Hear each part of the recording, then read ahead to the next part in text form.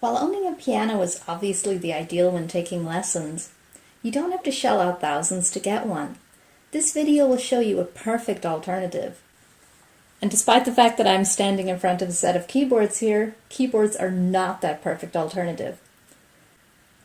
Keyboards can be a great substitute for a real piano for the first couple of years of lessons. After a couple of years, though, it will become quite obvious why they aren't good for the long term. So let me explain why keyboards aren't a good long-term alternative to a piano.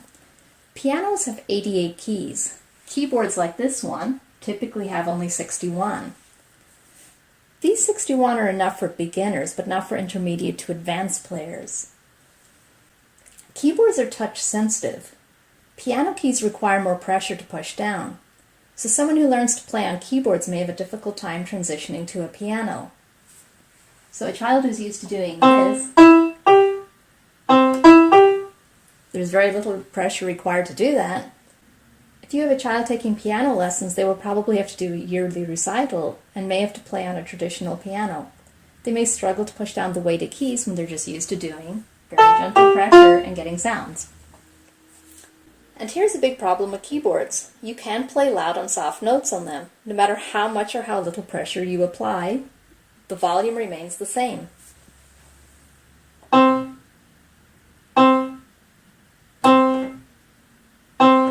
It just does not matter how gentle or how strong my push is, the sound is the very, very same.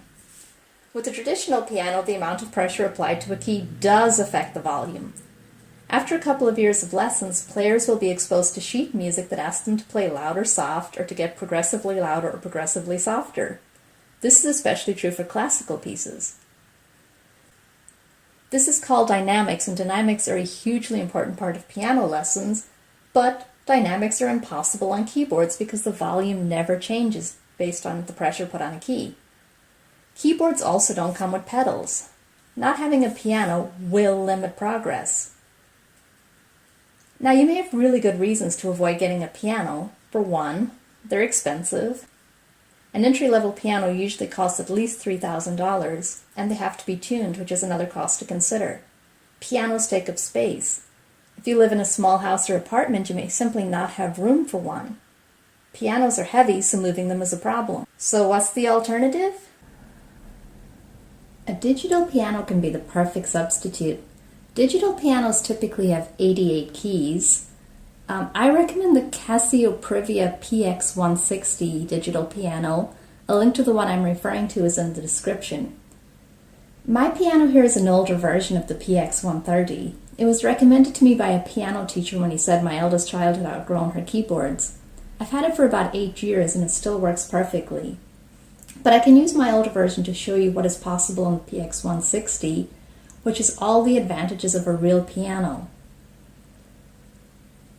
The keys are weighted, so practicing on this digital piano is very similar to the real thing. A child learning on this piano at home will have no trouble playing a regular piano at a recital.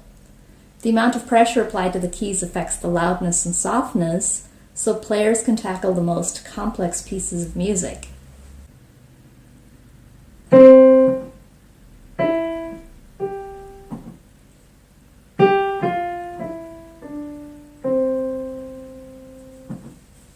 You absolutely want to get the bundle which comes with pedals.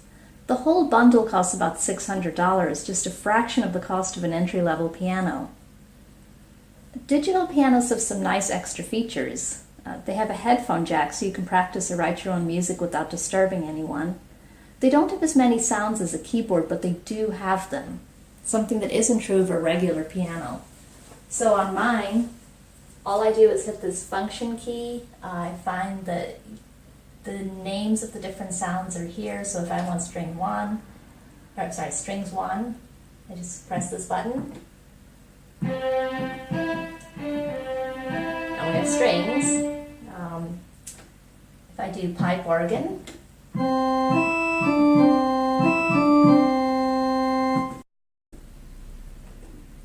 another great feature on this piano is the recorder. You just press the recorder button, wait until it flashes, then you can play a song.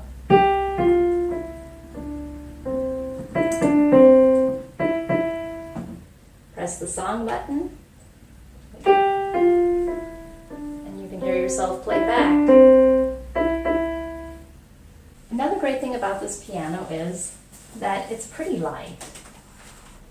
See, I can move it easily, so if you move a lot or you just want to be able to move it around your home or apartment, it's really quite light and you can move it around very easily, unlike a regular piano.